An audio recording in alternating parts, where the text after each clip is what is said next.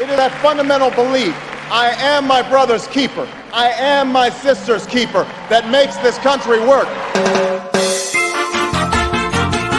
Whoa, whoa, yeah.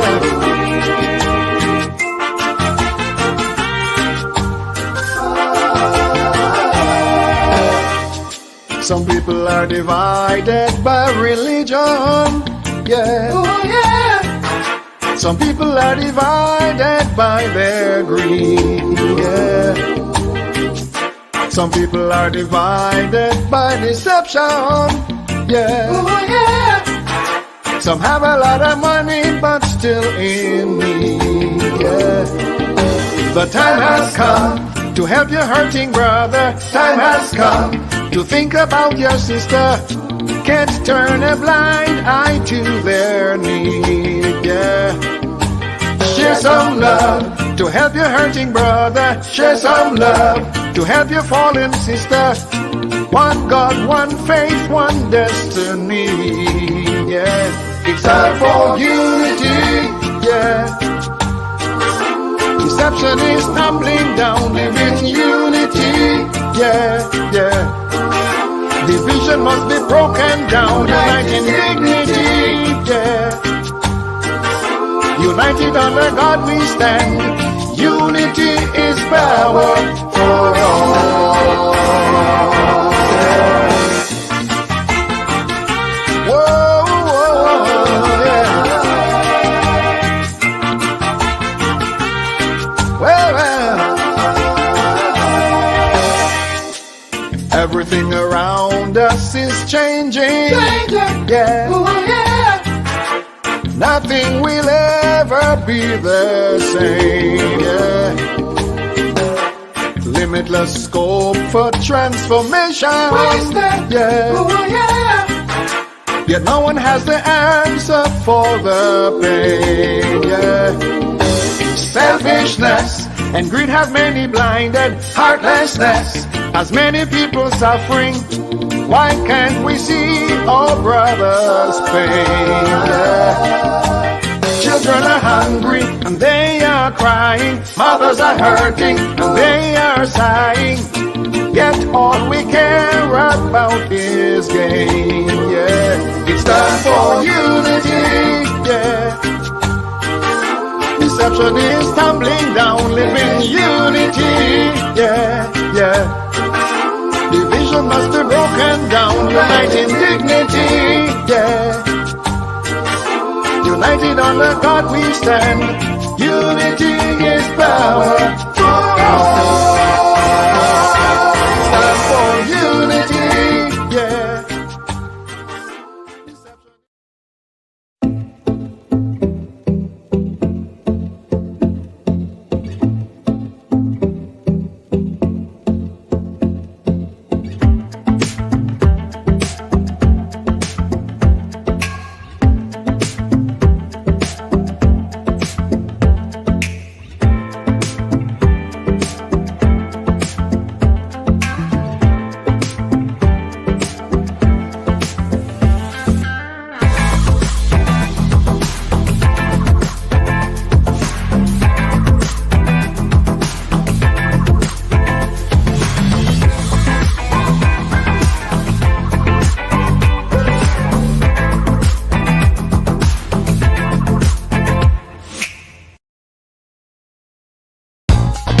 Things are falling apart much faster than you can imagine. If you do not take immediate steps now to save yourself, it will get very serious very quickly. We must come together now to save ourselves economically, socially and spiritually. You must find a strong support system while you can, because things are falling apart fast. Be smart. Let us come together to survive the perilous days ahead. This is not about who you are, or what you have. When the day is over, you will be left to face the harsh reality alone. The days of segregation are over. Don't wait until trouble set in and you find yourself up against the wall. Get registered with Lifeline today to secure support before you need it. Lifeline is not only the support giant of the BVI, Lifeline is the family you need to help you through the difficult days ahead.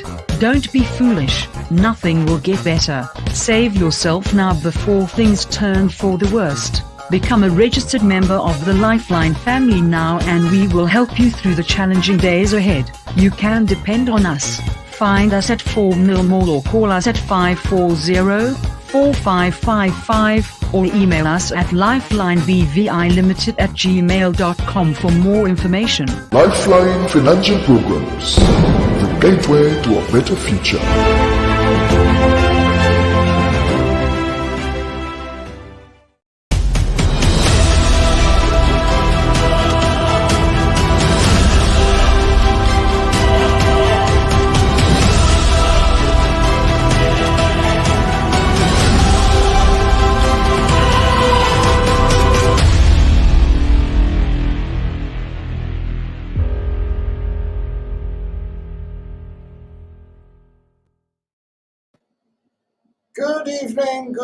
Good evening, and welcome to another episode of the Raw Truth. And of course,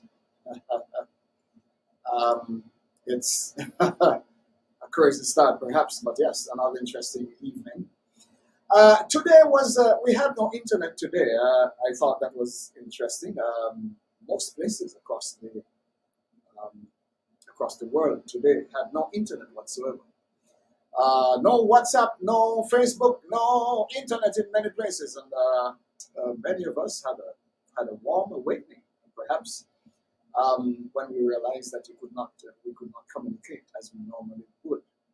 That was rather interesting and a little troubling too, perhaps, for many people. What is this saying? What are the implications moving forward? Are we prepared for what is coming? Do we think we can handle the reset as we know it? The Great Reset, they call it. Are we prepared for what is coming? Are we prepared for the new internet age?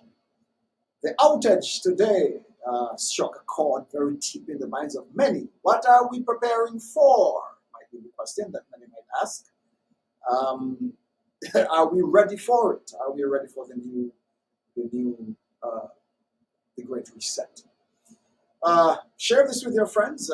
Please be sure to share this because it gets a little interesting here tonight. We have a very interesting guest with us, coming out from the British side. And of course, we have, I'm sure we have quite an interesting discussion lined up as we get into some of the tech matters tonight. And of course, that means that you need to share this.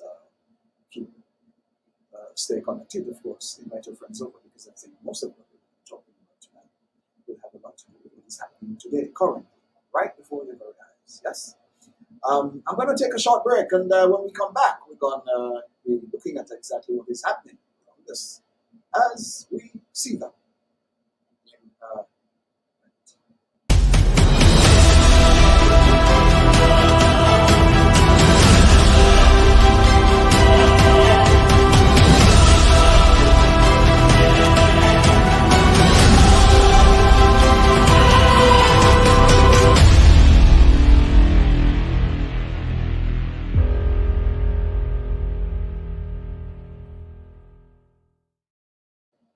There is a very interesting position many people are taking nowadays, and of course, while many people see what is happening, many are still not even sure as to exactly what is happening. And it becomes a very serious matter as we watch the developments around us, as we look at the shifts, changes, and most of all, the mindset of our people, the fear, as we watch what is happening across the world, in a way that is absolutely very different to many.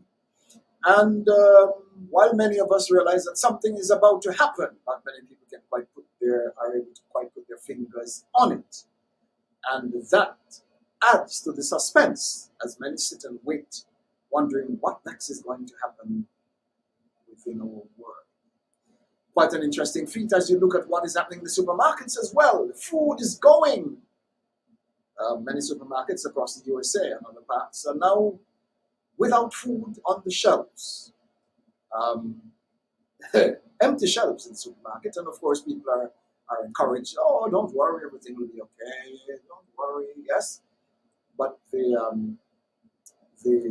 housewives are actually saying, hey, we need food, we're not seeing anything here. What's going on? And many people, for that matter, not even taking it seriously in terms of storing food. This becomes a very interesting matter as we watch what's happening external to us, but we are not making any preparation for what is coming.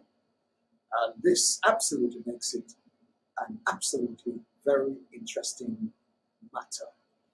When you look at the tech side, what is happening in the tech world? What exactly are we bracing ourselves for? How will the banks manage this new age? What will our people be up for in relation to our financial sectors across the world? And how will we handle it? Are we prepared for the new age as we prepare ourselves for the jab? See whether you get jabbed or you don't get your food or you don't get your money in the bank or what. Is that what is coming to? Quite some interesting questions, yes? We have with us a very interesting guest, and of course, he's coming to you out of Britain. And of course, this is his first time right here on PSI Network. Let me welcome our guest, and I'm not sure if I get his name right.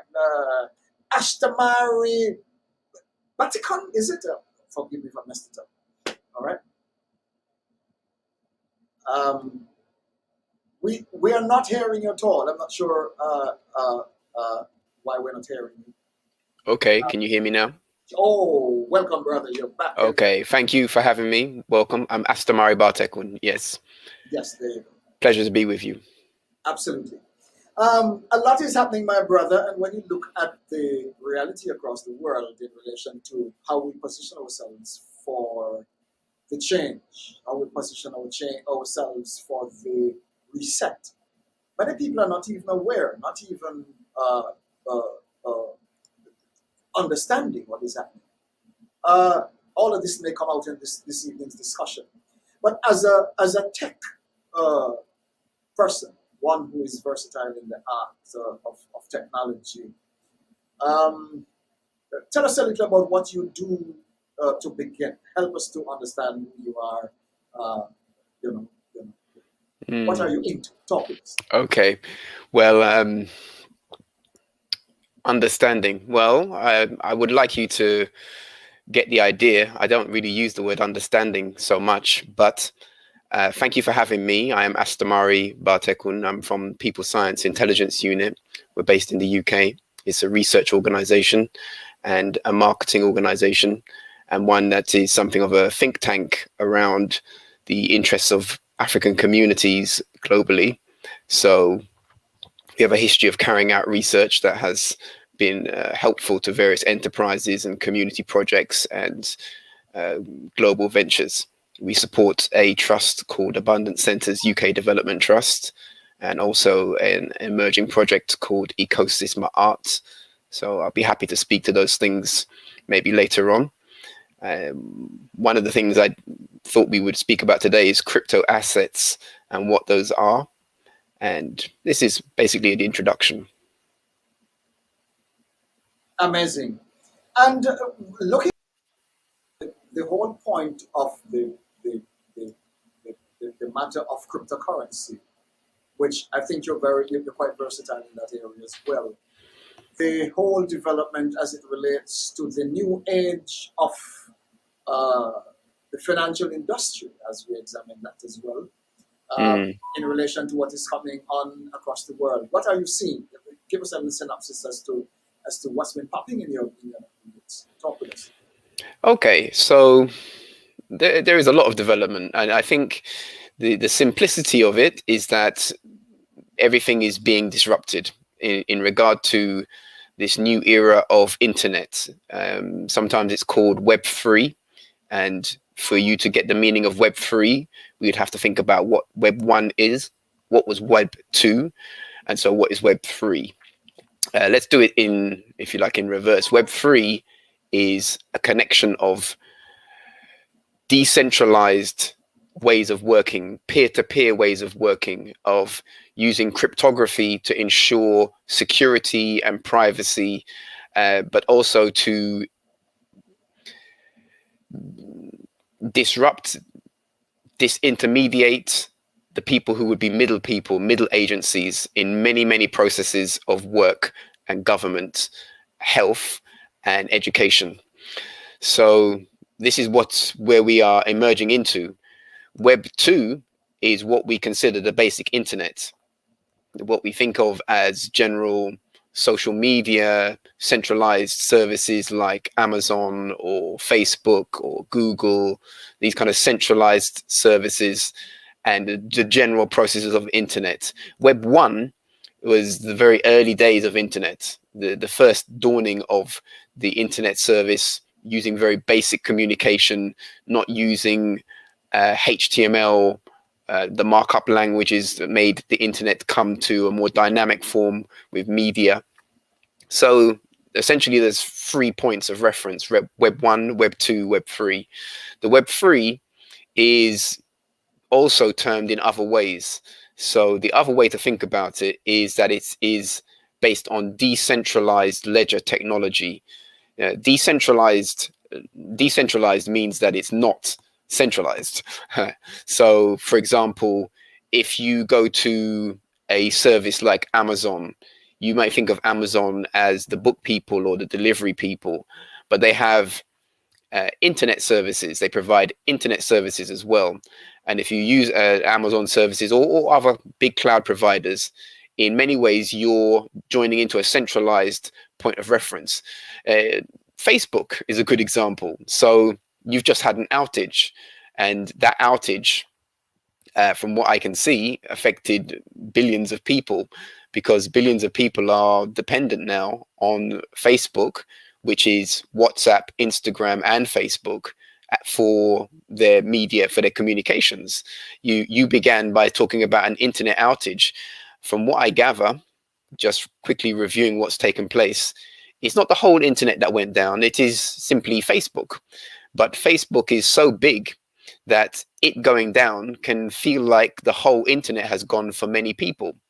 And that's because it's a centralized service. When it goes down, everything goes down. Decentralized is about using networks of computers, so that with that kind of networking and peer-to-peer relationship of the network, you don't have outages like this. If one node goes down, the others still have replicas of the information. And so the idea of decentralized ledger technology is that you've got a permanent record that is very, very, very difficult to corrupt or to break.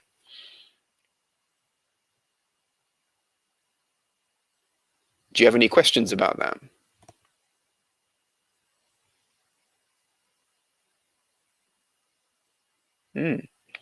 Well, you still here with me? I hope so. Anyway, so decentralized ledger technology is an overarching term.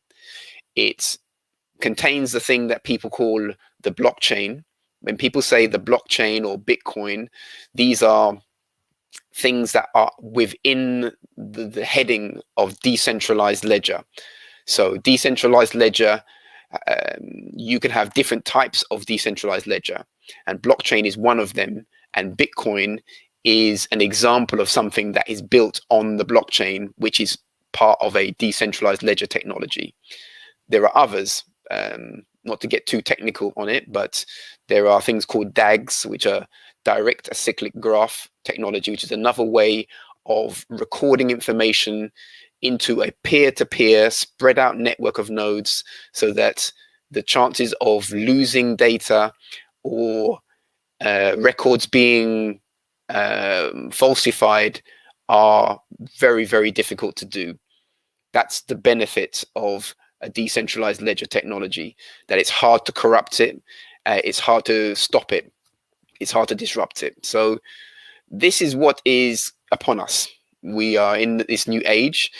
Some people are realizing it by experiencing what's happening with crypto assets.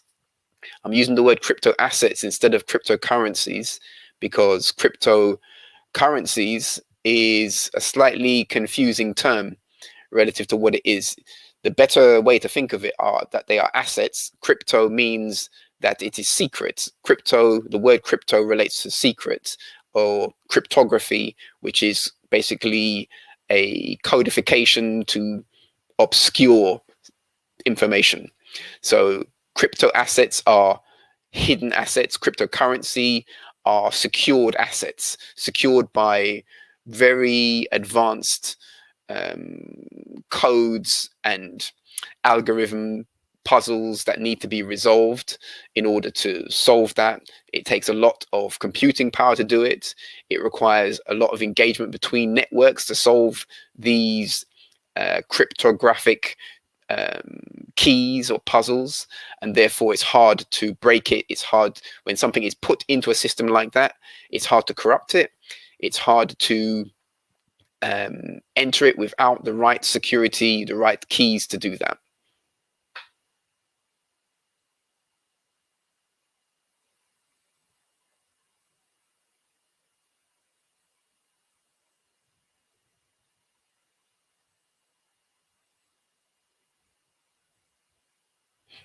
I could keep on, I can tell you more, but I think it would be, rather than me speaking in a lot of technical terms, perhaps if you have questions, then I can answer those things a bit more carefully. What I would say while we're sort of waiting for that is that the current hype, the current sensation is around cryptocurrencies, because many people are realizing that if they speculate on the cryptocurrency space, that a lot of money could be made. And so some people are speculating on it, and some people are making significant money, life transforming money through speculation processes. That has happened with Bitcoin. That has happened with the thing called Ethereum. These are two types of crypto assets, which are called cryptocurrencies commonly, but it's happened across many other crypto assets. There are now thousands of these crypto assets. And I think what I would like to convey is that whilst attention is on the speculation and the way that maybe the price, the apparent value or the price of each thing is going up and down dynamically, some people are making big money on it, some people are losing money on it. Whilst that is happening, I would like to focus our attention on the fundamentals of each one of these projects. I'm not going to go into the fundamentals of each project now because there's thousands of them, but simply to say that we should be, while we're trying to get a sense of what this is, we should be thinking about the fundamentals behind these assets or these tokens. A crypto asset can take several forms. It can have the form of what's called a utility token. So a utility token is a digitized unit that it can be used to convey utility in some kind of project or some kind of program or service. A crypto security is a different kind of token. This token is used to convey financial value. So in the world of crypto assets, those two things are carefully thought about as separate things: utility tokens and security tokens. You can also have tokens that are tokens that relate to platforms. In a way, they are utility tokens as well. So for example, Ethereum is a utility token. People trade it for value, for financial value, but actually it's underpinning a whole platform, and people are building other utilities and other tokens on top of that thing. So it's a utility token. There are tokens to do with what's now called the Internet of Things. The Internet of Things is about connecting all manner of devices through the internet. Some of you will know that many things are connected through the internet, things that you may not think of, like some things in people's homes, like lighting or even refrigeration or security systems, water systems, heating systems. Many things which are digitally controlled, which we know of like this, are now entering a space where they're being interacted with through the internet. And this has set up a situation where there are platforms to help with the management of these things, the Internet of Things. So in that space, there are tokens that allow people to access different kinds of services around these Internet of Things. Let me Yeah. ask you this, sir, because many folks, as we know, are not even aware that as we speak, the world itself is moving straight ahead into the whole, if possible, the digitization of everything at all. I mean, everything that we have around us.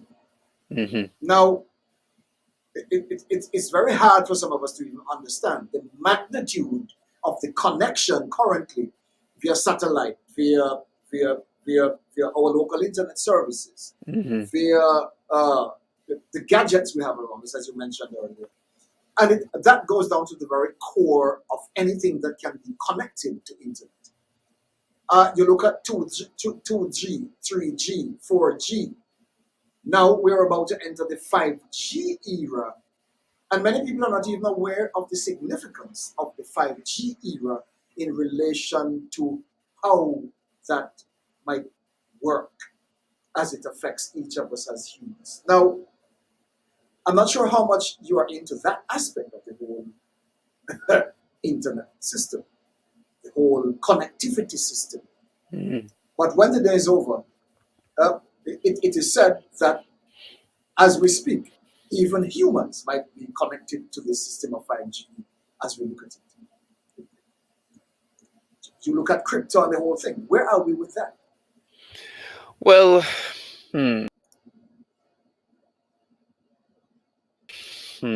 I tell you why I hesitate like this when you say 5G. You ask me a question like this.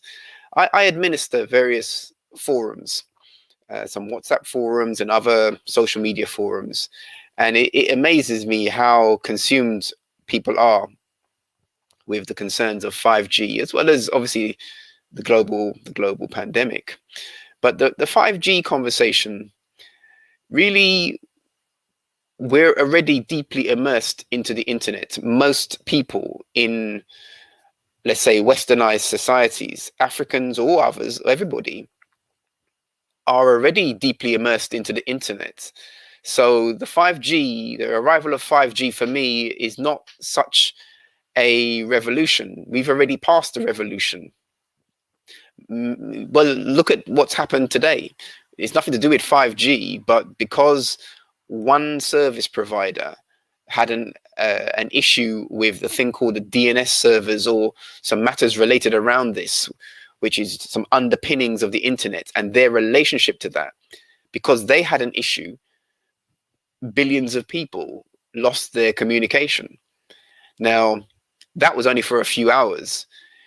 If that happened and lasted for days or weeks, I think we would find that many people would realize their disjointedness in regard to their dependency on social media, their dependency on the internet for basic communication.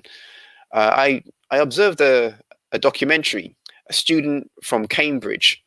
He did some experiments to detach himself from social media, from all internet. And he took some very strong measures to do that. And he spoke through some of the psychological effects that he experienced in doing this, and his sense of detachment from people, and his sense of observation of how people are relating to each other through the internet without full mindfulness. As an example, this is an example he gave, which touched me. He was talking about when they had the terror incident in France, and that incident, he was doing this experiment at that time. And what he observed is that he didn't get full awareness of it for nearly 24 hours after the event, because most of the news coverage was covered on the internet. And that in reality of person to person, people weren't speaking about it. People weren't talking face to face, person to person, in the human way about this major incident that was on all the news channels. It was only on the internet. So he came to realize that kind of disjointedness. And I think if the outage that you've just had for a few hours with Facebook, WhatsApp, and Instagram happened for a week, people would start to realize this disjointedness that we are living in as a normal condition. So regarding 5G, we're already in a dynamic relationship with the internet. Many people, many people, billions of people are already into this thing. And what 5G will do on a just basic technical level is increase the speeds of connectivity so that things that would take an hour to download maybe a big video or something like this will take seconds to do. And so what that means is that the internet will become more absorbing in terms of living in the reality of the internet space or the digital space, and placing cognition, thinking into this, and living dynamics, the way people live as human beings, placing more of that into that space will be easier to do because of what's coming with the 5G. Let me forewarn you, I'm not big on talking about like 5G and the conspiracy reasoning. I'm not really big on that. That's fine. But there's some simple basic technicalities, which is a basic reality of it, which I think everyone could agree on. Yes. And just for what I've said, it's big for this. But look at this, you're touching on some sensitive nerves there, and I want to ask you this: do you think we have become too connected, too dependent on internet services? No, I don't think that's the case. What I see is that there needs to be mindfulness. We need to become radically more mindful about our presence. I hear this conversation about the internet and the way people are relating to each other, and I rarely hear people present an alternative to the direction that we're going in. Now, there are alternatives, but I rarely hear sound presentations on this. So if we have a complaint about it, if we have a concern about it, then we should invest time on some solutions rather than just sitting in the complaint space. That's unhealthy. That's where stress comes from. When you lament on a thing that you think is a problem and you have no sense of solution. So we don't encourage that. We have to think through it. And what I think is the opportunity is to be radically more mindful, and then to harness the space, the technology, the knowledge that's behind the technology to augment better ways of being. Yes. Listen, sir, we're going to take a very short break. We're going to take a short break, and when we come back, we're going to be looking at, we're going to flip the page in relation to what is happening with this internet craze, we call it.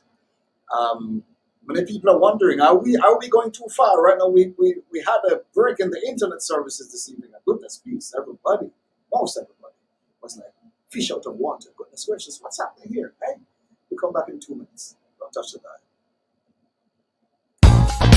Things are falling apart much faster than you can imagine. If you do not take immediate steps now to save yourself, it will get very serious very quickly. We must come together now to save ourselves economically, socially and spiritually. You must find a strong support system while you can, because things are falling apart fast. Be smart. Let us come together to survive the perilous days ahead. This is not about who you are or what you have. When the day is over, you will be left to face the harsh reality alone. The days of segregation are over. Don't wait until trouble set in and you find yourself up against the wall. Get registered with Lifeline today to secure support before you need it. Lifeline is not only the support giant of the BVI. Lifeline is the family you need to help you through the difficult days ahead.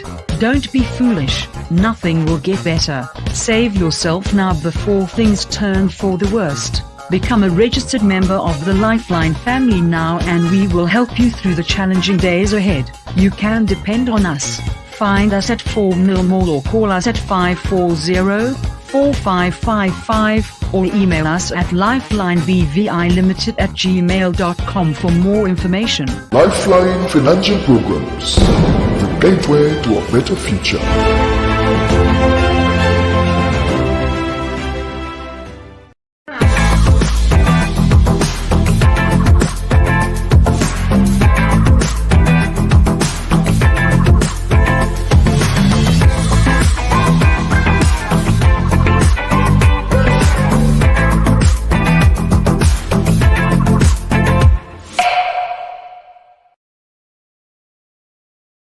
All right, welcome back. And for those of us who are just joining us, you are live with The Raw Truth. I'm Kenneth Chi, and of course, we'll be here with you for for a while as we examine the matter of the tech age as we move into the 21st, 22nd century. That's where we are. Yes, a lot is set to happen. A whole lot is about to unfold. Are we prepared for it? Are we ready for it? I'm here with my guest, Astamari, and of course, he is a very versatile in the tech industry, and of course, he's the director of People Science Intelligence Unit in Britain. And of course, I'm sure they're doing an absolutely amazing bit of work in that neck of the woods. And tonight, as he's here to share with us, I'm sure we'll be able to probably tap into some very interesting stuff that they are involved in. But on the matter of internet, of 5G services, I watched the whole thing move from 2G, 3G, 4G, and now 5G. The common argument on the road, sir, is the fact that the technology will be the radio waves, if I should use that in quotes, would be far denser. And maybe you might not be an expert in this area, but the waves will be much denser, they say, which will be perhaps operating at the blood-brain barrier, which on its own is probably less than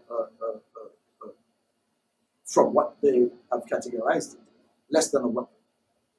But at the same time, a doctor could stay in his house and conduct an operation at home. And companies could transport stuff from one state to the other in driverless vehicles, and aircrafts will fly in the air without pilots. And all the crazy things that could happen as a result of the density of these frequencies, which are able to technically control everything and anything from any point. Now, if it is that the world in general is set to operate at that level, from where you sit as a tech expert, is this a good or a bad thing in general for all of us? What are you seeing? Okay, well, okay, so my work in people science supports two significant clients, Abundant Centres UK Development Trust and also Ecosystem Arts, which is both of those organizations are working with an approach to learning called Steamed Up Learning or Unified Knowledge. That approach to learning, Steamed Up Learning, is essentially STEM plus the arts. So it's science, technology, engineering, mathematics, plus the arts. And both the organizations use African cultural arts, arts from an African place of being, to teach the math and science, which is very innovative. Abundant Centres UK has a UK remit. Ecosystem Art has a global remit and is focusing on Pan-Africa as a starting point of its development. So People Science supports those entities with some of the infrastructure. We have forums, and those forums are to encourage people to engage in STEM and to approach it from an African place of being. As I said, many people speak about 5G in our forums, and they're critical about it. They have complaints, they have concerns. It's right to have questions. So what we did, because we're a STEM organization, we crowdfunded some equipment to measure the electromagnetic field. We bought equipment for this, and then we offered that to our members to use the equipment to actually study the electromagnetic waves like this, the frequencies that come from the towers or from emission points, but more importantly, to get a more practical, basic knowledge of what's being spoken about. Because this is really, for me, this is the bigger issue than any sense of health issue from 5G. Before that, and I'm not saying there is going to be a health issue or there's not going to be a health issue. I'm not commenting on that. What I'm commenting on is that we need to be more engaged with the knowledge about what's being spoken about, the technology, on a level where we have, well, I would have to say, overstanding. We have to move to have overstanding of how these things work, rather than picking up on the sensation without being committed to drill down into the fundamentals. If we don't drill down into the fundamentals and encourage our children to do that, then not only will we be confused by it, but we won't be able to innovate a better solution, even if we find it to be faulty. It's not good enough to find it faulty. If you think it's faulty, if not you, but if someone thinks this thing is a faulty, dangerous technology, then our answer has to be able to protect oneself from that, and also to innovate better solutions. This, where I am coming from in terms of the work I'm engaged in with People Science, is to encourage that kind of cooperative learning. So to answer your question, I think it's a good thing. This is controversial for the people that I know are concerned for it. I think it's a good thing. It's good because it's making people think. It's challenging people to work out what's going on, and for many people, are going deeper into the fundamentals of the science behind this technology. But more importantly, we should be innovating ourselves what we feel will be the things we need to enhance our lives, to augment our ways of being, if indeed we feel we should have that. Do you think it's a bad thing? I have been doing my bit of research on the back end, and to be very honest with you, sir, I have been very careful to get more information from the experts in relation to what they have been seeing in relation to the magnitude or the density of the frequencies emitted by these transmitters. Now, for the fact that every town will have them, like maybe as a pond, maybe six feet apart, if you ask me. Yes? The closeness of these transmitters is enough to tell you the density that will be the density which will be emitted by these transmitters. And if it is that dense, which is going to be operating at the blood-brain barrier, and that is based on credible research that I've done with information from experts. If that's the level at which it's going to be operating, then do I think it's a good thing? If it is going to be interfering with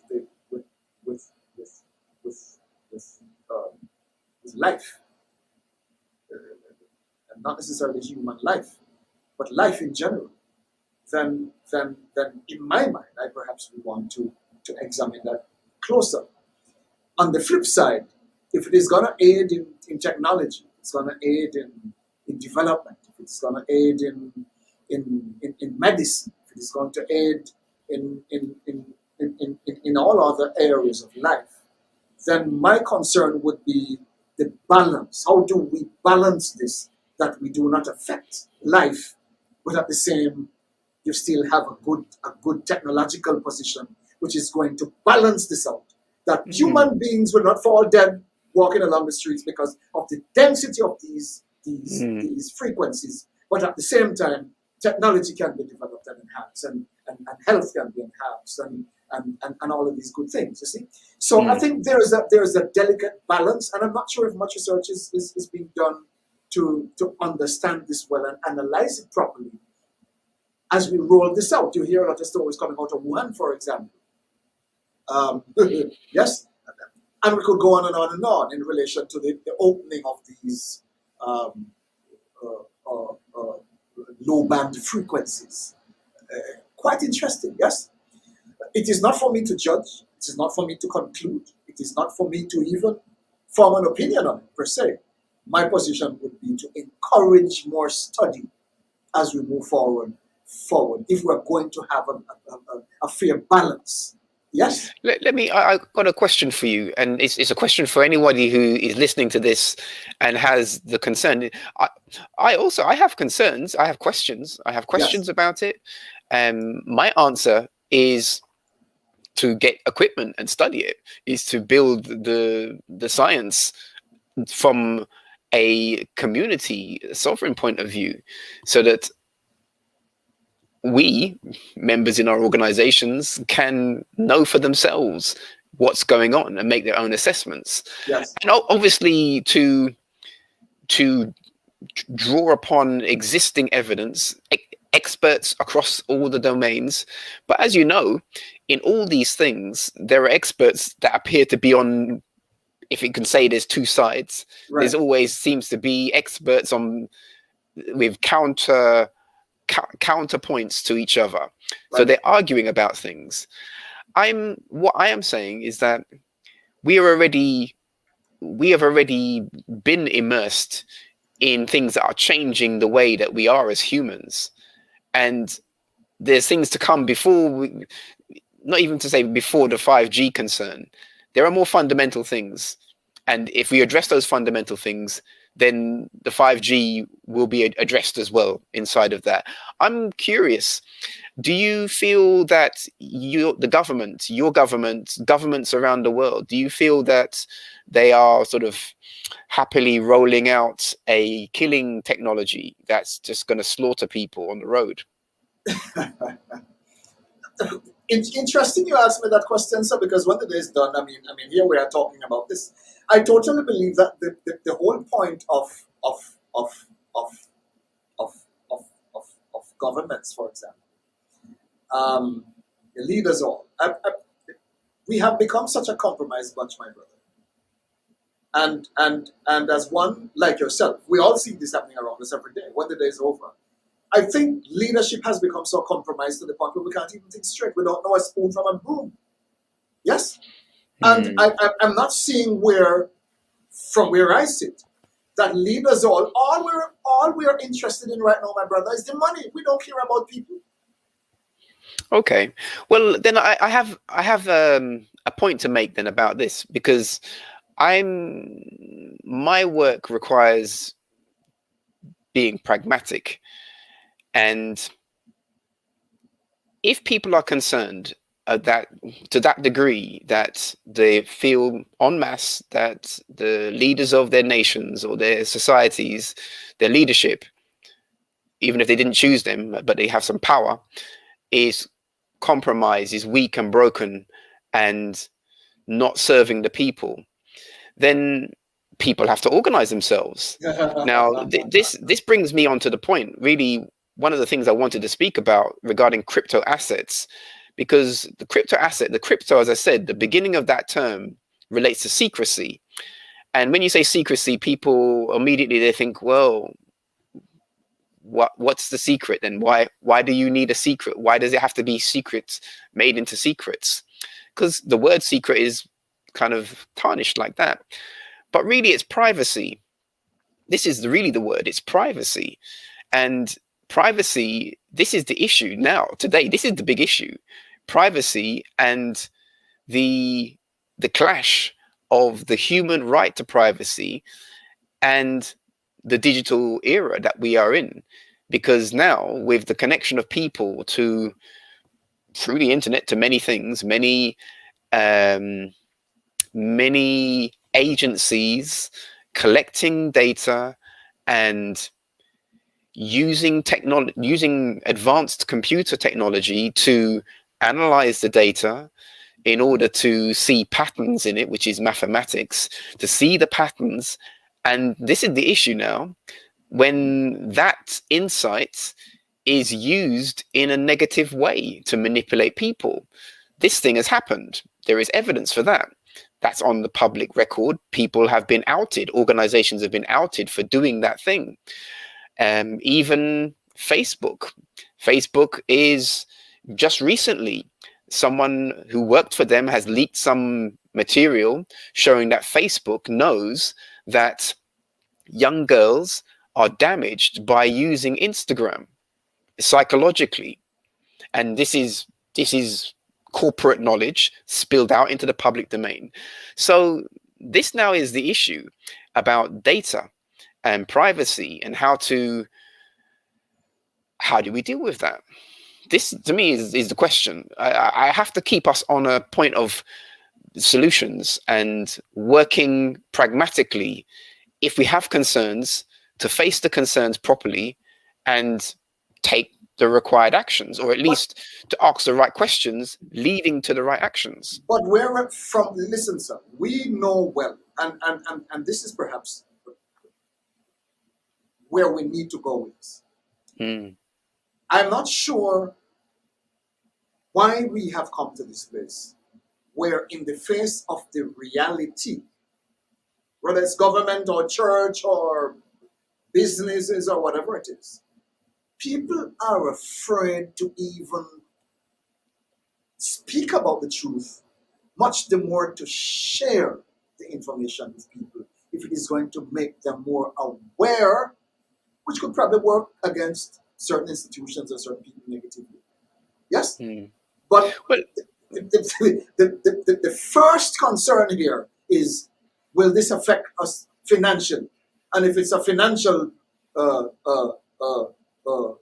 if there are financial consequences, then everybody's mouth is sealed. And this is the problem.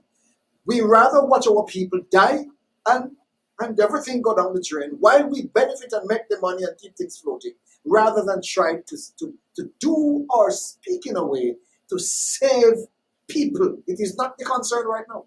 It's about the money. Put it anywhere you want to put it. And this is quite concerning, my brother. Whether you're talking about it technologically or socially or scientifically or medically, it's the same stupidness. The money comes first. It really opens a whole ton of worms, my brother. As we look at this, you're talking about indigenous peoples. Are we now going to be forced in a corner where indigenous nations across the world who seek to maintain their indigenous status quo, their indigenous rights, their indigenous offspring, in a way that they can continue life? Are they going to be forced into the hills where they live and hide from the modernistic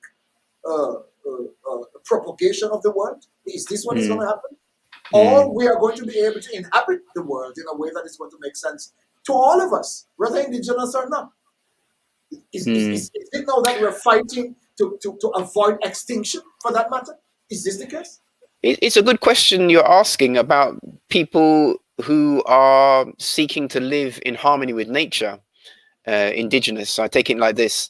So this is a good question. I mean, and those people who value that, living in harmony with nature, I value that. And our organization, this is part of using cultural arts to teach math and science, brings one to a value of harmony with nature. So what I would suggest is that there's no running away. This situation that is present, whether you want to look at it as a existential challenge because of 5G, the pandemic, or anything else, we are already deeply enmeshed into the challenge space before those things. So we should look at the fundamental point. If a person goes up into the hills, already there are maybe 100 nations that could see them in the hills through technology and track them and go and visit them, send a drone and come and speak to them through the drone. So, and maybe they will compete with each other to do that thing. There is, in my assessment, there is no running away. If you are sovereign, then you must be able to engage with the space that you're in and hold it. Now that's the challenge, because you began by saying you don't know why people are kind of ignoring this thing. It's because humans have changed their dynamic already. And that thing I mentioned, that example with the Cambridge student who did that exercise of detachment. Detachment is a very important thing because it's revealing. If you practice detachment from time to time, that I mean by that to stop taking or engaging with some things that you normally engage with. And it can be all kinds of different things you could do that with, whether it be the social media, it could be food or other pleasures, for a period of time. If you detach from anything that you have a strong sense of attachment to, there's a great learning for this. There's a great insight that comes in realizing how you were attached to that thing.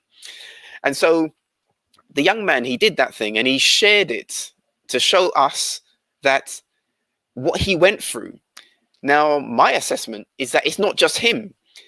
If, as I said, I'll say it again, if the outage that took place today for Facebook, WhatsApp, and Instagram, if that continued for a week, I have a clear sense that many, many people would take on a kind of withdrawal or some pain, some psychological pain. Yes. No, I'm not joking. This is a serious thing.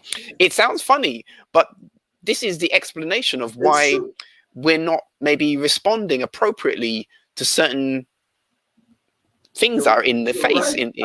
because we are already engaged in a certain way. So my answer to it is to become more mindful about the space, not to retreat from it. There is no running to the hills.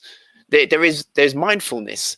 And if a person wants to be, let's say, secluded from the internet or secluded from the technology, I think they're going to need to develop technology to help them do that.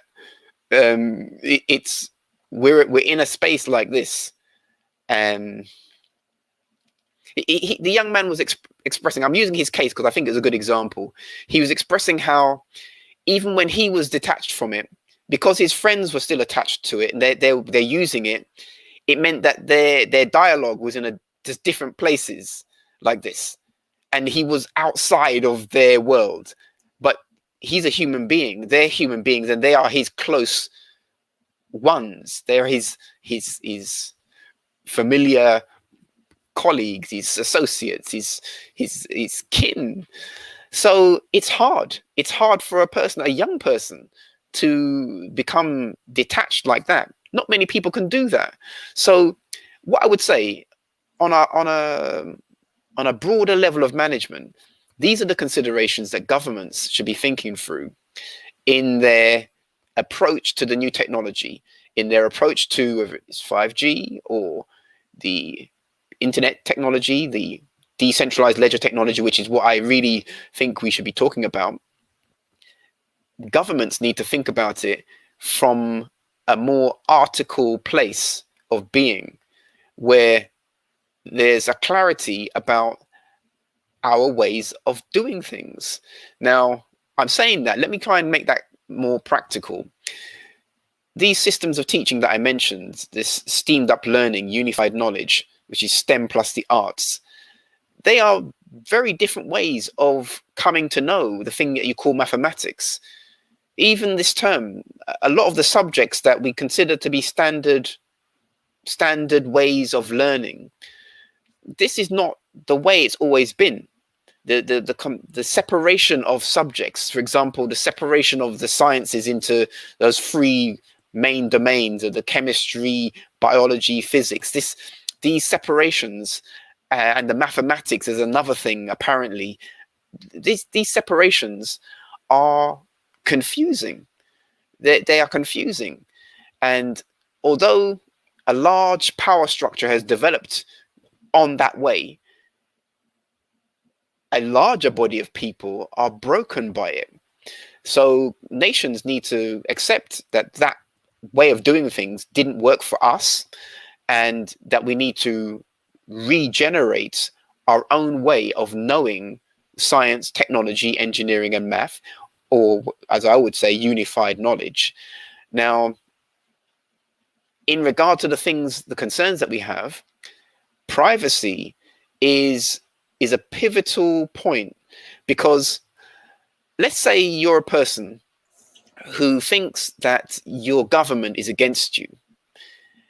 If you're thinking like this and you have some associates that you are thinking like this, you're going to need to talk to them privately to try and work out what to do. And if you don't know how to do privacy, then you can't even organize a thing. So this brings me on to the point about privacy and sovereign domains. We're in a space now where the domain, and I'm using this word in many ways, but the domain is apparently all embracing and connecting everybody into one thing, which, let's say, it's the internet. And on that note, sir, we're going to take a break. We're going to come right back. And when we come back, we're going to dig a little deeper. Is it that we have lost total privacy as a people? It gets worse when we come back. Invite your friends. Back in a minute. Things are falling apart much faster than you can imagine. If you do not take immediate steps now to save yourself, it will get very serious very quickly. We must come together now to save ourselves economically, socially and spiritually. You must find a strong support system while you can, because things are falling apart fast. Be smart. Let us come together to survive the perilous days ahead. This is not about who you are or what you have. When the day is over, you will be left to face the harsh reality alone. The days of segregation are over. Don't wait until trouble set in and you find yourself up against the wall. Get registered with Lifeline today to secure support before you need it. Lifeline is not only the support giant of the BVI. Lifeline is the family you need to help you through the difficult days ahead. Don't be foolish. Nothing will get better. Save yourself now before things turn for the worst. Become a registered member of the Lifeline family now, and we will help you through the challenging days ahead. You can depend on us. Find us at 4 Mill Mall or call us at 540-4555 or email us at lifelinebvilimited@gmail.com for more information. Lifeline Financial Programs, the gateway to a better future.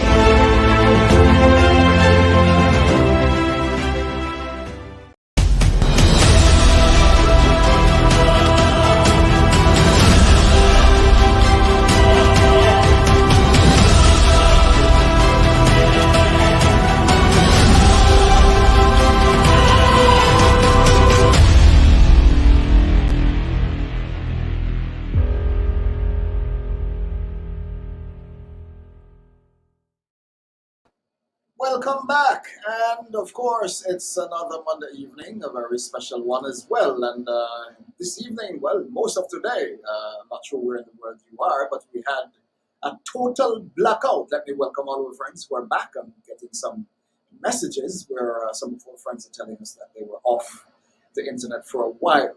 I'm not sure how the hell we're going to manage if the internet should go, because I mean, we have gotten so accustomed to this thing that if it goes, gosh, it's like we're out of water, like fish out of water, right? Yeah, man, a lot of us will have a tough time dealing with it. Have we become too climatized to a system that is currently moving in a direction which is beyond us? Do we even understand the seriousness of the addiction that we're currently experiencing? And along with some of these questions come some very interesting concerns as we explore these thoughts tonight with our very special guest, Astamari Batikun. I hope I got that one right again. Astamari is fine. It's okay. Thank you so much. And it's very interesting having him here. He's actually the director for People Science Intelligence Unit in Britain. And of course, very involved in technology. It becomes a very serious matter for him as he continued to examine and experiment with the new technologies as they come out. And I think one of the problems we might be having at this point is the matter of privacy. My question to you, sir, do you think our people across the world are losing or have lost their privacy? What are you seeing? Talk with us. The simple answer is yes. Yes. People who are working in the domain where there is sharing of personal data through such things as mobile phones or the internet, or engagements with agencies that are collecting your data and then putting it onto computers, onto the internet, which is, I mean, today, many parts of the world are calling for access to the internet to be a human right. So this is a reality of people's demand, society's demand for this, whereby if persons don't have access to it, life is affected. In the same way that maybe some of the things you're saying or others that would say is our life being affected badly, also in some regards without access, life is affected badly, subject to certain things. So the simple point is, yes, we are losing our privacy, and in many regards it's been lost. Now, it's one of those things that it can be reclaimed. You can start to re-secure that. But this is the revolution. This is the real challenge, because as ones start to think about this and explore it, there's an effort that has to happen, and a value, even to value what it is. I know many older people, maybe they would hear that the reason why people's data is collected in such a way, maybe by police agencies or government agencies, it helps to secure the nation. It helps to stop crime. This is maybe a reason. And it can. Intelligence like that can stop crime. But what is lost in regard to privacy is a bigger thing than the benefit of stopping the crime. And persons who say, well, if you don't have anything to hide, then it shouldn't be a problem.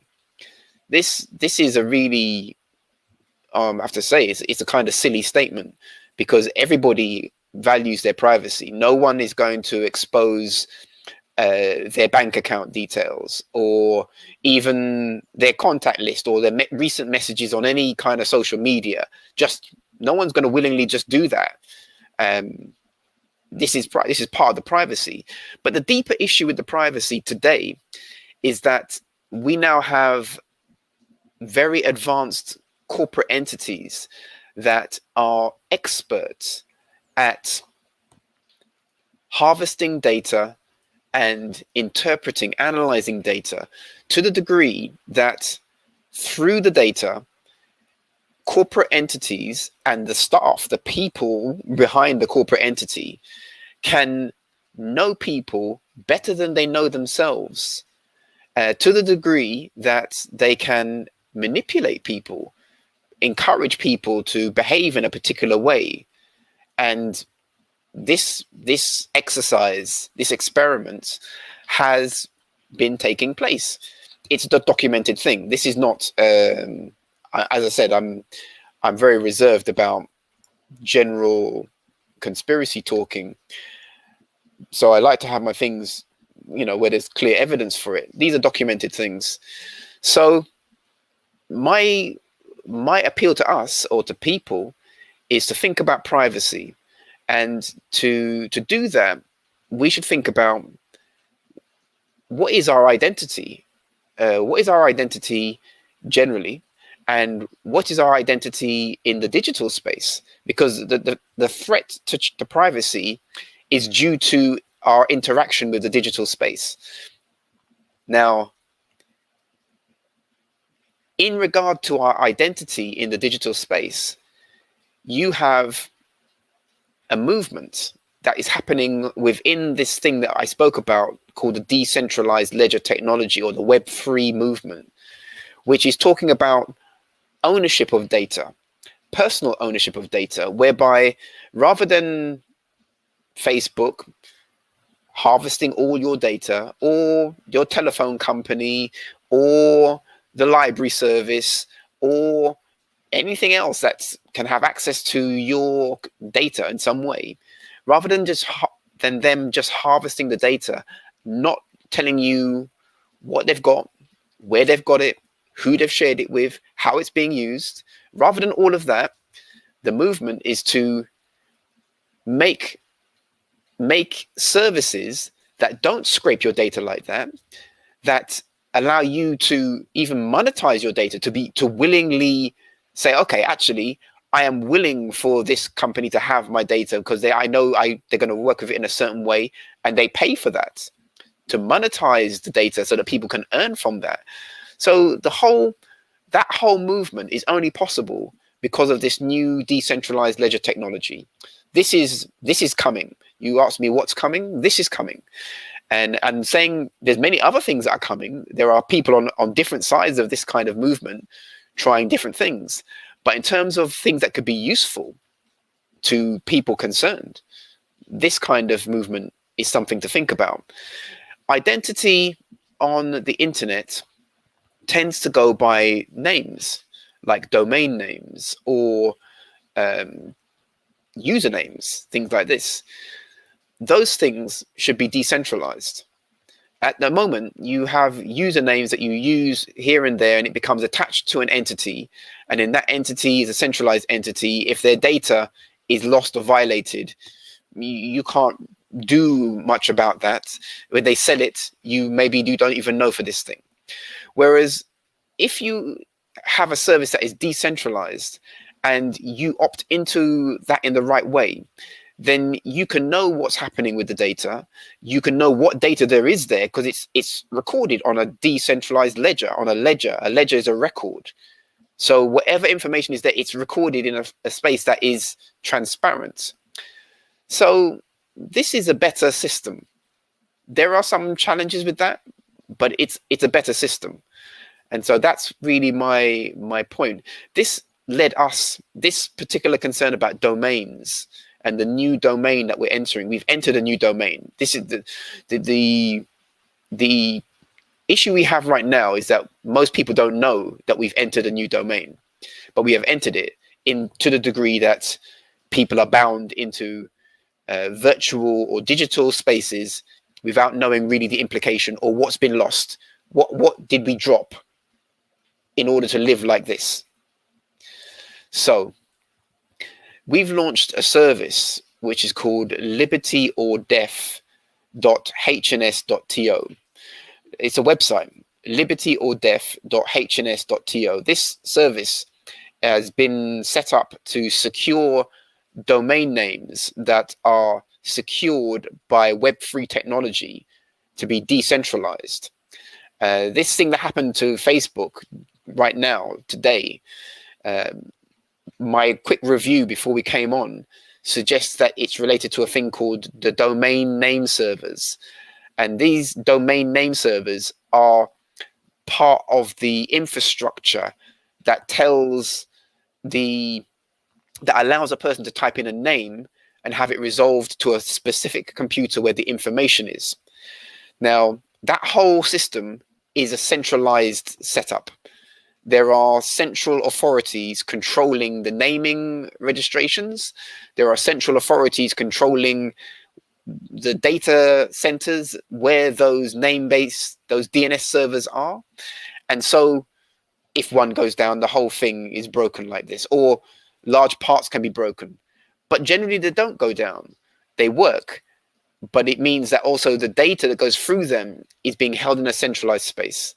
Now there is decentralized ledger technology, and persons can choose to secure domain names that allow them to put their identity in a decentralized way, meaning that, for example, you will have noted that a number of large entities and celebrities have been censored by the media for various things that they're saying. Now, I'm not commenting on whether I agree with what they're saying or not, but the act of censoring them is a particularly disturbing thing, because I've witnessed how that plays out on the ground level with just regular people. For example, I'll give you an example. I have sent messages through some of our forums that are not to do with anything that I think is controversial in the way of the current sensational things. But sometimes messages are throttled by the provider. Throttled means that you can only send it to a certain number of people. And then that message, and those people can only send it to a certain number of people. What's happening there is that the central authority, be it Facebook or WhatsApp, Instagram, it's the same thing, literally the same thing, same company. They are managing the flow of information so that some information is compressed and kept within a small circle, and some information is allowed to fly around and keep circulating. Who gives them the authority to do that? Who has judged their ethics to do that? Did your government say that they should monitor the population's minds in that way? These are big questions. And so they're questions for governments. Sovereign governments should be thinking through that, and people should be thinking through that. So there's a new class of domains. We are managing the service to secure domains for people. And this is through the libertyorddeath.hns.to. That website allows people to commission our agency to secure domain names.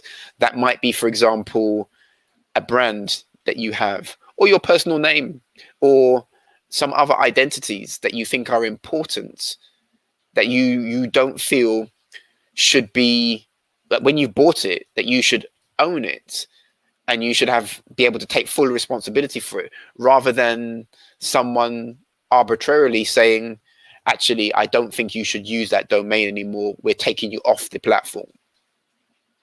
Yes, that is a very, and as I said, I'm not speaking to whether I agree with what the people who have been deplatformed have said, but it's a concerning set of events. Even, big stations like Press TV and Al Jazeera, these stations, some of them have been bumped like that. Yes. And that's not right. I mean, it's not right to allow essentially corporate entities from one region to displace the news coming from another region so that the people in their country can't get that news. It's the way governments work, and it's the way large corporations work.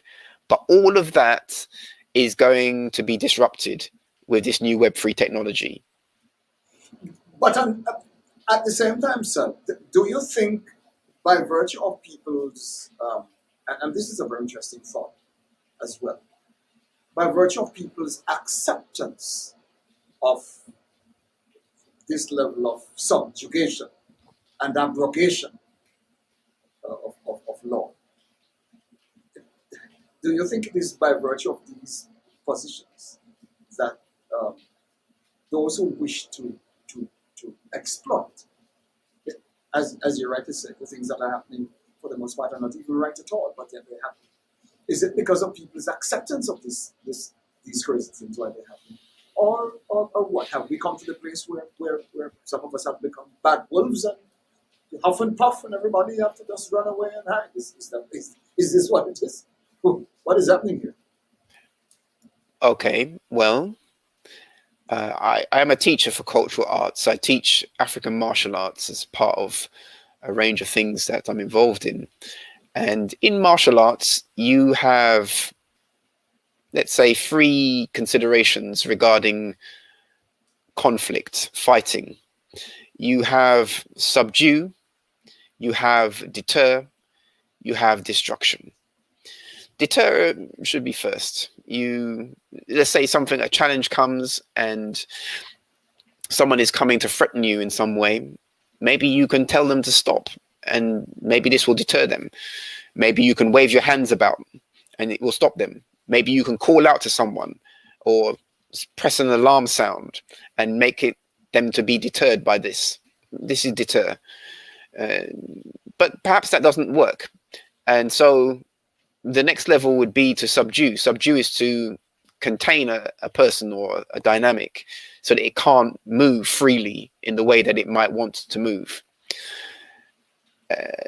We appear to have entered a kind of subdued state, people. And this was highlighted for me, not just through the example I've given with the young man from Cambridge, but his explanation, because he detached himself. So my appeal to us is experiment with detachment. Take yourself away from these things for some moments and see how it is. And if you find that it's disturbing in a way that you, in your conscience, is incorrect for you to be disturbed like that, then work in a determined way to resolve it to a better way of working. This is what we have to do. We have to resolve ourselves to work in a better way with the technology that we have, or to innovate new technology. And or it can be technology, as I said, that makes the other technology to be better to work with in terms of retaining our relationship to nature, the nature of the environment. And those things need to be preserved. And I think, to answer your question again, to make it clear, we have entered a kind of malaise, a kind of concussion. Populations, people attached to the digital space unconsciously, in my assessment, are in a kind of concussion where the clarity is not there about what's happening around them in the space. Just by the virtue of the fact of the way that it is accepted, that most people click the accept when the terms of agreement come up for most websites and services. And we haven't worked out a way that people can know quickly what's inside of those terms and whether they disagree with it. Those things could be worked out. You could make technology where you could, for example, you might have a bot, a computer program that is an automated servant to you, a bot.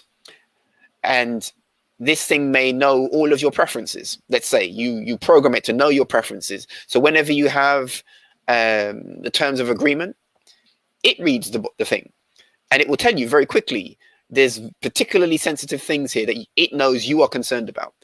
We could do that. So at least we're a little bit more mindful about that thing. But the fact that most people just click the accept and accept it without questioning it, without looking into it, this is a malaise. This is a concussion.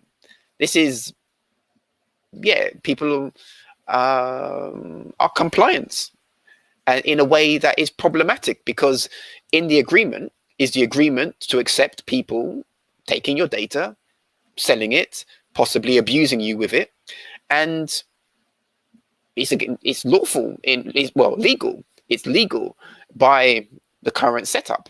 Now, people have to be mindful, and you can use technology to help you be more mindful, to augment the human mindfulness with technology is possible. So we shouldn't run from the technology. There is no running to the hills. There's no hiding. There's no hiding. You know what my problem with it says, and I'm saying this to you. They're talking about the abrogation of law, the violation of the rights of people in technical terms. But at the same time, you look at how some of these companies coin their terms and conditions. Most of the times, if not all the time, nothing that should be known is up front in bold, clear letters. They take you down maybe 6 paragraph, 10 paragraph. Most people know that many people don't like to read. And some of these terms and conditions are big 12-page, 20-page. Well, it doesn't matter how many pages it is. It's I mean, these are they're technical documents, they're legal documents, and there can be a movement to simplify those things. But I'm saying, however long it is, we could augment our approach to it if people wanted that thing. So my point is this, sir. This is my point. Okay. If a document is 20 pages long, or 50 pages long, and the average guy who lived down the back bush, who barely passed primary school, he wants to tap into a technology that you're offering, for example. But you have a 50-page manual that he has to read through to understand and then you coin the thing in such legalistic language, which fly over the poor guy's head. How is he supposed to understand exactly what you're saying when you're speaking to him in color of law, which has nothing to do with law, in full-blown legalistic language? Now, you know how these things can be. You can be saying one thing, but you mean something else. And it happens all the time. Companies do it, right? Well, it's standard. It's standard practice. So let us look at a nation, for example, being presented that situation without any guidelines or being managed by people who are supposed to be officials of government, who are supposed to protect the rights of people, who are benefiting from this madness and are allowing it to happen because they're making money from it, right? But at the same time, people's rights are being abrogated right, left, and center. And because people are making money from all this madness from some of these big companies, no one even cares to adjust these matters. How do we deal with this kind of thing? And I'm relating to you as a man of technical mind who understand most of these things as they are said. And it happens. The problem is it happens all the time. Now we are in an age. This is where we are. When a lot of the things that we're now walking into, people don't even understand what they're walking into. They don't even understand it. You look at the jab, for example, everybody taking it. Some people don't even understand what the hell they're getting into. They don't know. How do we manage this? When everybody's mouth is sealed, nobody's talking about it. This is the problem we're having, sir. And from where I sit, it becomes a critical matter that our people be positioned to understand in a functional, basic manner the raw truth about these matters. Well, I mean, let me take the opportunity to say that understanding is a problem, because you are just using a conversation about legalisms in documents to do with contracts for services and people not getting the meaning of it or being clear about what's being said to them. But the legalese is that the person who wrote it wants the reader to understand it, to be underneath that thing, under that guidance or that law. We need to overstand the document. And so I think I've answered your question in regard to a possibility that we could use technology to help us with that. Or if that technology doesn't exist, we should appeal for it. We should seek it. And at the same time, there are, as I said, a lot of these things would be best served in terms of serving the people or helping people by government.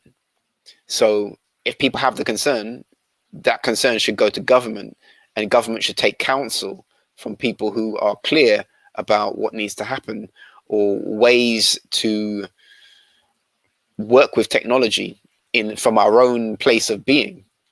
I think part of the issue is that we are approaching this whole domain outside of ourselves.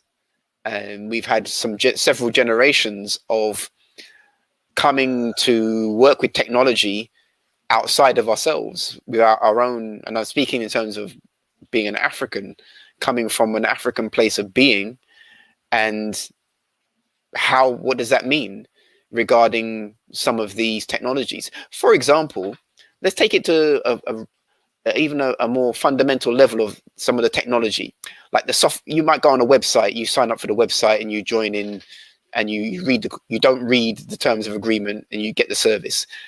But let's talk about the actual coding to build the website, and the language that was the language of the code that made the website.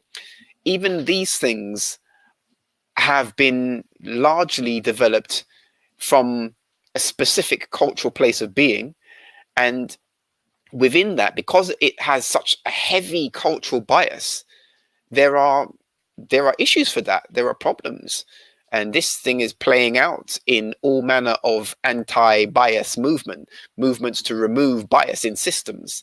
Right. So really, the answer to this is for us to embrace our way of doing technology and come up with the answers that suit us, that suit our integrity. In my assessment, there is not much point in asking these corporate entities to change what they're doing. They're not going to do that.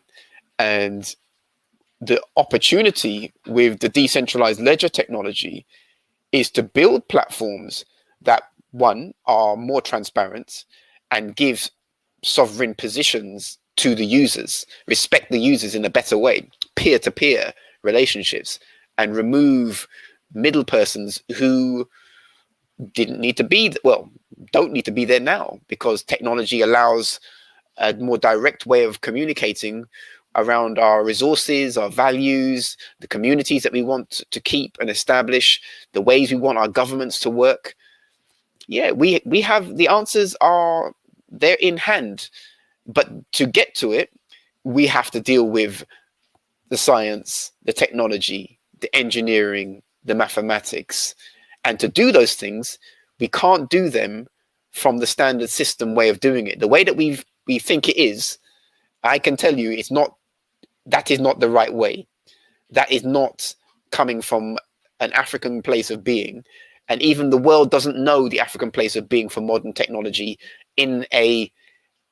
where you have many institutions working at high levels from an African place of being, bringing forward the math, science, technology, the engineering. That when that happens, as that starts to take its correct form, then we'll have the software that we need. We'll have the answers. If, for example, you have concerns about 5G, if there is a benefit to 5G, then we should be able to harness the benefit without killing people. If you are suggesting that maybe that's what's going to happen, but governments shouldn't let that happen. They shouldn't let any technology come into their space that's going to kill the people or the population or the plant life. It's obvious.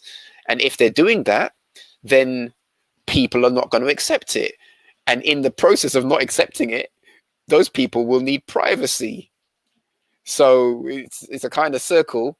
Yeah, we have to work out on a simple level is work out your privacy. What is your how decentralized are you in this digital space? Let's take a break. When we come back, we're going to be wrapping up with Ashta Mari, tech expert, here with us out in Britain. And of course, this is an absolutely interesting discussion we're having right here. Don't touch it. We're coming right back in a minute.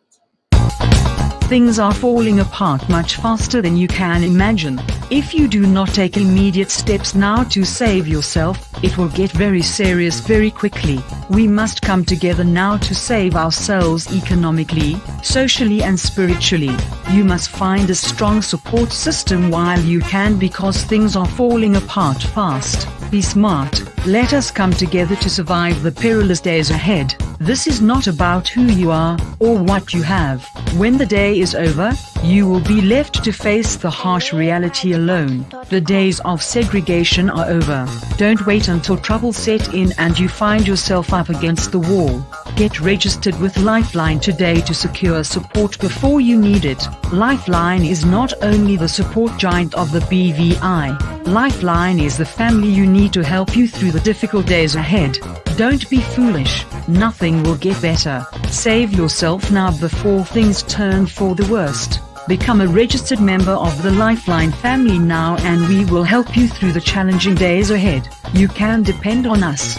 Find us at 4 Mill Mall or call us at 540-4555 or email us at lifelinebvilimited@gmail.com for more information. Lifeline Financial Programs, the gateway to a better future.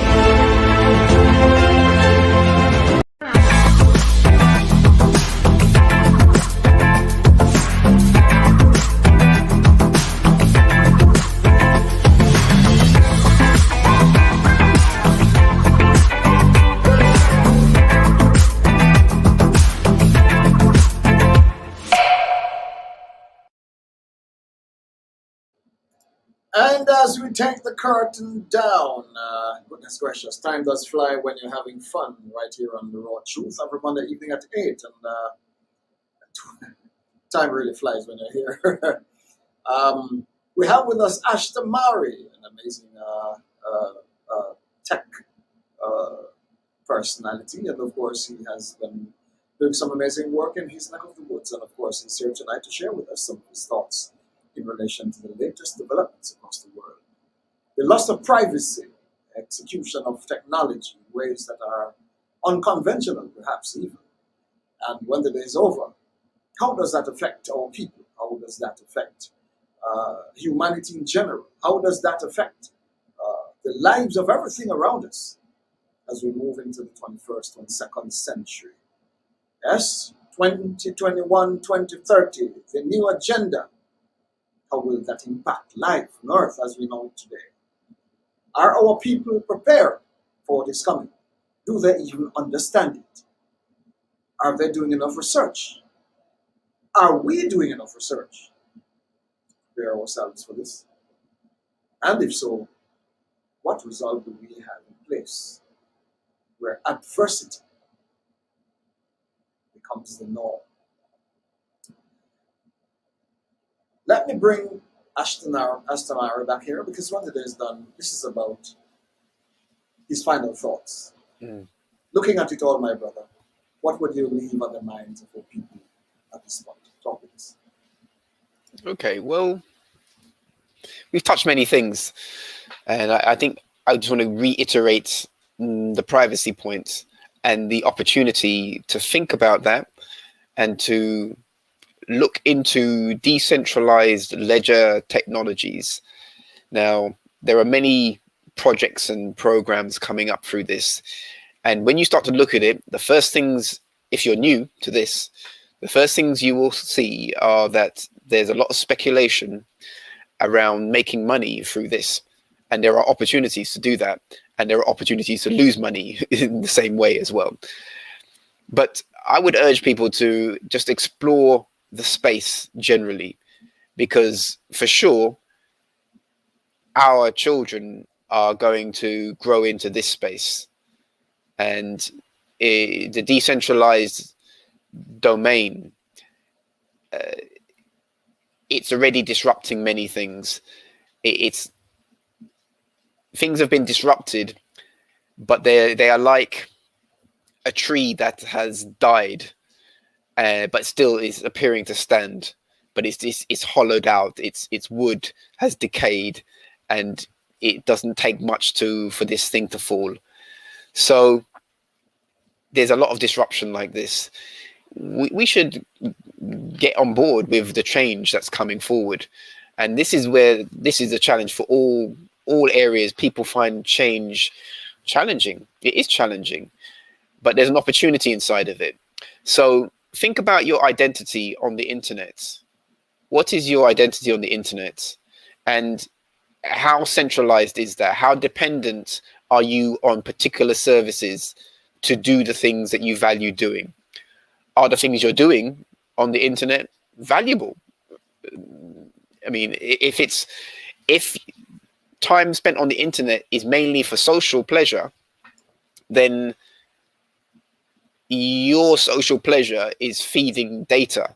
That's what's happening. The companies that are social media companies should be properly named data harvesting companies. And if you have concerns about some of the issues that we have spoken on today, then the solution is mindfulness and detachment and securing your own. I would say, let me speak to some of our clients. We have a number of types of clients, and there are the larger organizations. I mentioned two of them today, but there are individuals who are clients in terms of securing domain names that are decentralized. If you are a person who does not want the things you do on your website, or you want some presence on the internet that is not easy to disrupt, then you should think about decentralized domain names. Now, this is our service in terms of the liberty or death, libertyordeath.hns.to. There's a service there which is about securing domain names. If you are an individual who's thinking ahead, just simply you want to secure your name as a domain that is sovereign, then this is an opportunity for that. Domain names, we didn't get to speak on it today, but domain names they meet another thing that's happening in the decentralized space, which is called NFTs. NFT stands for non-fungible token.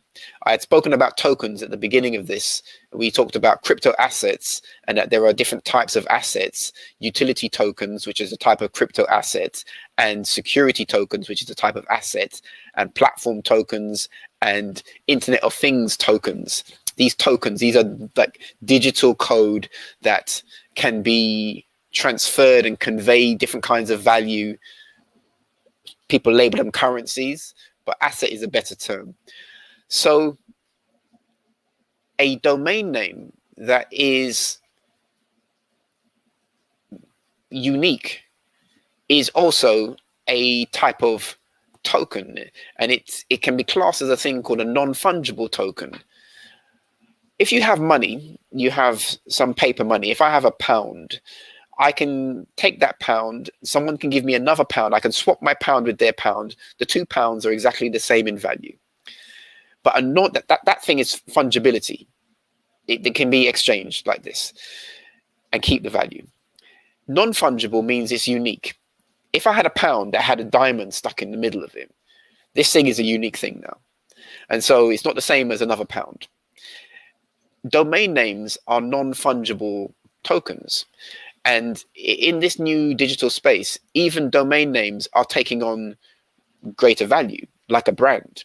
So if you have a business that you feel should not be disrupted in terms of internet domain name identity and this kind of thing, or you simply want to secure your name, the things that you value, then this is a service that we provide, and people should investigate it.